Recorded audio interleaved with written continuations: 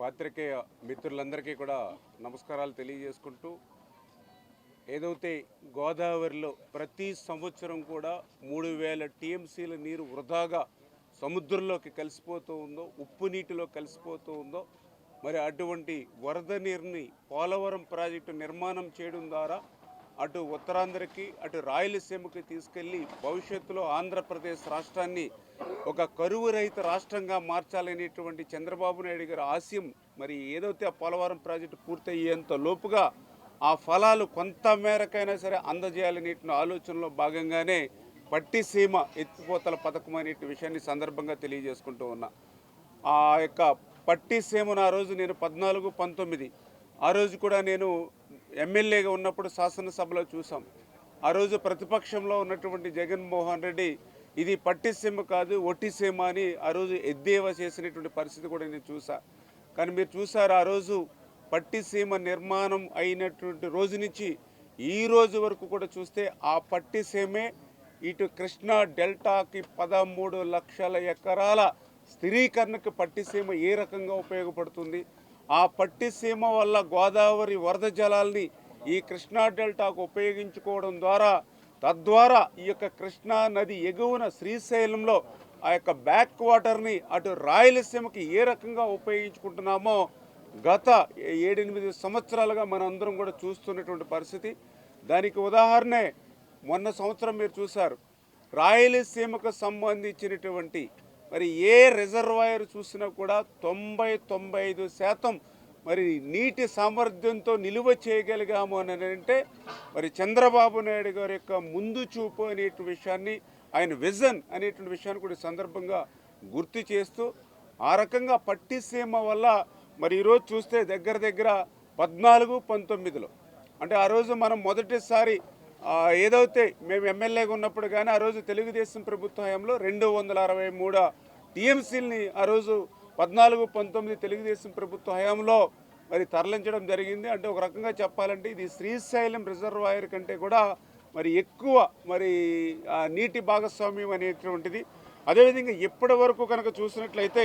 మరి దగ్గర దగ్గర 428 టీఎంసీలు ఈ రోజు వరకు కూడా పట్టిసీమ ద్వారా గోదావరి జలాలను తరలించింది. అంటే ఈ రకంగా నాగార్జున సాగర్ కంటే కూడా ఎక్కువ నిలువ చేసేటువంటి కెపాసిటీని మించి నీటిని ఈవేళ మనం మరి ఇటు కృష్ణానదికి తరలించడం జరిగింది అని అంటే, ఈ రకంగా పట్టిసీమ వల్ల ఏ రకమైన ప్రయోజనాలు అంటే ఒక రకంగా చెప్పాలని అంటే దగ్గర దగ్గర ఆ రోజు 5 సంవత్సరాల్లో పట్టిసీమ వల్ల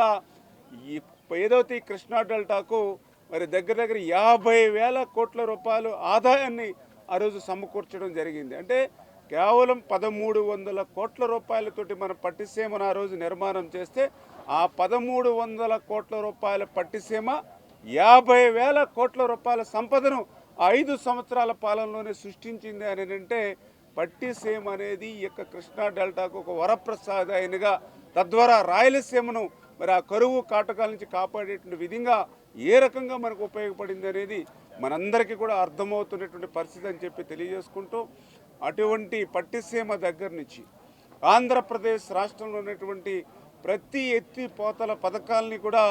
నిర్వీర్యం చేసినటువంటి పరిస్థితి గత 5 సంవత్సరాల్లో మనందరం కూడా చూసాం. 1040 మరి లిఫ్ట్ ఇరిగేషన్లు ఉంటే గత 5 సంవత్సరాల మరి ఆ యొక్క పాపం ఫలితం దగ్గర దగ్గర 450 లిఫ్ట్ స్కీములు మూతపడినటువంటి పరిస్థితి. 8 లక్షల ఎకరాలకు ఆ ఎత్తిపోతల లిఫ్ట్ స్కీమ్ ద్వారా సాగునీరు అందిస్తే గత 5 సంవత్సరాల పాలనా ఫలితం 4 లక్షల ఎకరాలకు మరి ఆ లిఫ్ట్లు పనిచేయక మరి మూతపడినటువంటి పరిస్థితి, దుస్థితి మొన్న మనం అందరం కూడా చూసినటువంటి స్థితి. మళ్ళీ ఈరోజు చంద్రబాబు నాయుడు గారు వచ్చిన తర్వాత, కూటమి ప్రభుత్వం అధికారంలోకి వచ్చిన తర్వాత ఇప్పుడు మళ్ళీ ఆ లిఫ్ట్ స్కీమ్స్ అన్నింటినీ కూడా మళ్ళీ బాగుపరిచి మొత్తం 8 లక్షల ఎకరాల ఆయకట్టుకి కూడా ఆ లిఫ్ట్ల ద్వారా నీరందించేటువంటి విధంగా ఇప్పుడే ఒక ప్రణాళికలు కూడా సిద్ధం చేసుకుని ఆంధ్రప్రదేశ్ రాష్ట్రంలో ఏదైతే మూతపడినటువంటి ప్రతి లిఫ్ట్ స్కీమ్ని కూడా బాగు చేసి మళ్ళీ వాటిని టెండర్లు పిలిచి ఆ యొక్క రిపేర్లు, అదేవిధంగా మరి ఏదైతే ఆ ఓఎండం కూడా మరి టెండర్ల ద్వారానే చేసి రైతులకు ఒక్క రూపాయి భారం కాకుండా చేయాలనే ఆలోచనతో లిఫ్ట్ స్కీములు కూడా బాగు చేస్తున్నాం అనేటువంటి పరిస్థితి కూడా ఈ సందర్భంగా మీ ద్వారా కూడా తెలియజేసుకుంటూ మరి ఇక ప్రతి చుక్క అంటే ప్రతి వరదలో వచ్చేటువంటి ప్రతి నీటి బొట్టుని సద్వినియోగం చేసుకోవాలనేటువంటి ఆలోచన చంద్రబాబు నాయుడు గారిది. ఆయన ఎప్పుడు కూడా మాకు ఒకటే చెప్తూ ఉంటాడు, ఒక సంవత్సరం బాగా వర్షాలు బాగా పడి ఒక సంవత్సరం నదుల్లో బాగా వరద నీరు వస్తే దాన్ని మనం రిజర్వ్ చేసుకోవడం ద్వారా మళ్ళీ 1-2 సంవత్సరాలు సవ్యంగా వర్షాలు పడకపోయినా కూడా కరువు కాటకల నుంచి కాపాడుకోవచ్చు. ప్రతి నీటి బొట్టుని కూడా ఒడిసిబట్టి ఆఖరి ఎకరం వరకు ఆఖరి రైతు వరకు అందజేయాలనేది చంద్రబాబు నాయుడు గారు మాకు ఎప్పుడూ చెప్తూ ఉంటారు. దానిలో భాగంగానే లాస్ట్ ఇయర్ వచ్చినటువంటి వాటర్ మేనేజ్మెంట్, దానికి ఉదాహరణ ఇక్కడే మీకు తెలుసు పులిచింతల. ఏదైతే ఇప్పుడు మన ప్రకాశం బ్యారేజ్కి ఎగువని మన పులిచింతల మరి ఏదైతే ప్రాజెక్ట్ ఉంది, మరి ఆ పులిచింతలకు సంబంధించి ఈరోజు కూడా ఇంకా 20 టీఎంసీలు నీరు నిల్వ ఉంది. ఎప్పుడుది? గత సంవత్సరం వర్షాకాలంలో కృష్ణానదికి ఏదైతే ఫ్లడ్ వచ్చిందో ఆ ఫ్లడ్కి సంబంధించిన వాటర్ని మనం ఆ రోజు 45 టీఎంసీల నీటిని నిల్వ చేసుకుని తద్వారా మన వేసవి కాలంలో కానీ మన ఆఖరి ఖరీఫ్ అయిపోయిన తర్వాత రబీకి కానీ ఉపయోగించుకున్న తర్వాత మరి ఈ రోజు కూడా 20 టీఎంసీల నీరు జూలై నెలలో కూడా పులిచింతల్లో నిల్వ చేయగలిగామంటే అది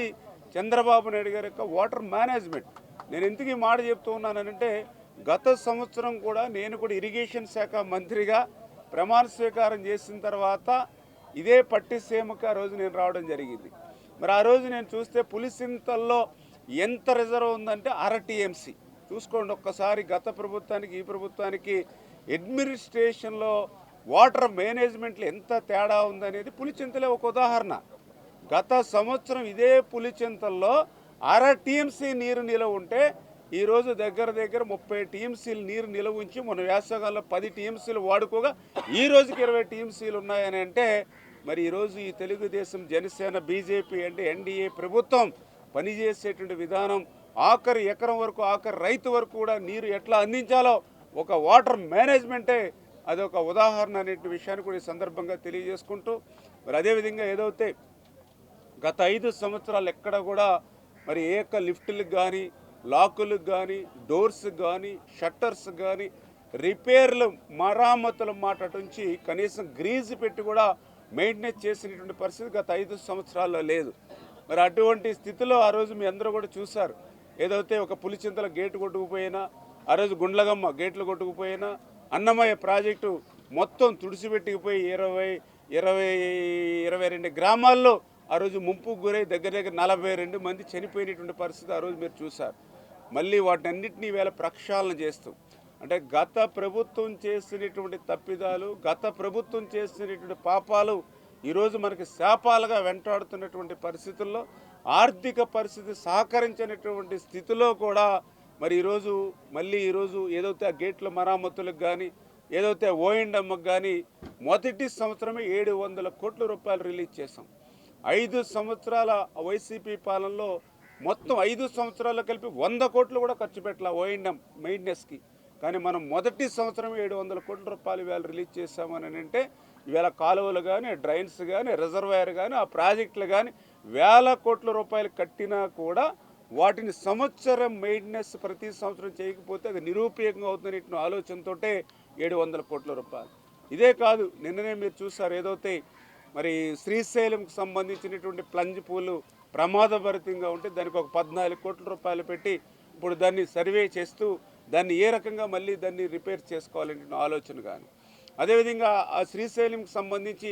ఎప్రాను, అదేవిధంగా అక్కడ రిపేర్స్ నిమిత్తం, అదేవిధంగా ఏదైతే ధవళేశ్వరం అంటే గోదావరికి సంబంధించిన ధవళేశ్వరంకి సంబంధించినటువంటి గేట్స్ రిపేర్లు అంటే అటు శ్రీశైలం ఎప్రాన్ రిపోర్ట్స్కి, అదేవిధంగా ఇక్కడ ధవళేశ్వరం సంబంధించినటువంటి గేట్స్ రిపేర్లకి 350 కోట్ల రూపాయలు మొన్ననే మేము నిధులు కూడా కేటాయించి శాంక్షన్లు ఇచ్చి ఆ గేట్స్ని కూడా మళ్ళీ కొత్త గేట్లు అమర్చేటువంటి విధంగా మరి శ్రీశైలం రిపేర్లు చేసేటువంటి విధంగా 350 కోట్ల రూపాయలు కూడా మొన్న ఈ ప్రభుత్వం నిధులు మంజూరు చేసింది అని అంటే గత ప్రభుత్వం చేసినటువంటి తప్పిదాలన్నింటినీ కూడా మళ్ళీ ఏ రకంగా మేము మళ్ళీ ప్రజలకు ఇబ్బంది లేకుండా చేస్తూ ఉన్నాం, సరిదిద్దుతూ ఉన్నాం అనే ఒక ఉదాహరణ. ఎందుకంటే శ్రీశైలం అంటే ఇవాళ జాతి సంపద, అది అటువంటి శ్రీశైలం ప్రాజెక్టుని మనం కాపాడుకోవాలి. అదేవిధంగా ధవళేశ్వరం బ్యారేజీ కానీ ప్రకాశం బ్యారేజీ కానీ ఉన్నాయంటే ఆ రోజు కాటన్ మహాశయుడు పుణ్యం ఇవన్నీ కూడా. ఆ రోజు కాటన్ మహాశయుడు ఈ బ్యారేజీలు కట్టాడు కాబట్టి ఈరోజు పంటలు పండించుకుని కనీసం పచ్చగా ఉంటూ ఉన్నాం. లేకపోతే ఈ డెల్టాలో ఉన్నటువంటి ప్రజలందరూ కూడా గతంలో మరి తేగలు, కలగదుంపలు అవి కూడా దొరకకపోతే బంకమట్టిలో పెరుగు కలుపుకుని తిన్నటువంటి రోజులు మా గోదావరి డెల్టాలో కూడా మా పూర్వీకులు పెద్దలు చెప్పేటువంటి పరిస్థితి. అటువంటి బ్యారేజీలు కాపాడుకునేటువంటి పరిస్థితి గత 5 సంవత్సరాలు ఒక్క రూపాయి పెట్టలా. కానీ ఈరోజు మళ్ళీ మేము 350 కోట్ల రూపాయలు మళ్ళీ వాటిని కాపాడుకోవడానికి పెట్టింది ఈ ప్రభుత్వం అని అంటే ఏ రకంగా ఈ యొక్క ఇరిగేషన్కి ప్రాధాన్యత ఈ ప్రభుత్వం ఇస్తుందనే దానికి ఇవే ఒక ఉదాహరణ అనే విషయాన్ని సందర్భంగా తెలియజేసుకుంటూ మరి నిన్న కూడా చూసారు ఏదైతే శ్రీశైలం ఏదైతే ఆ రోజు 1960లో ప్రారంభమై 1981లో జాతికి అంకితమైనటువంటి శ్రీశైలం ప్రాజెక్టు గత 25 సంవత్సరాల చరిత్రలో ఎప్పుడూ లేనటువంటి విధంగా జూలై మరి మొదటి వారంలోనే వరద పరవళ్ళు తొక్కి మరి నిన్న శ్రీశైలం గేట్లు చంద్రబాబు నాయుడు గారి యొక్క సువర్ణ హస్తాలతోటి నిన్న మనం ప్రారంభించుకున్నటువంటి పరిస్థితి. అంటే ఏదైతే చంద్రబాబు నాయుడు గారి యొక్క సంకల్ప బలం,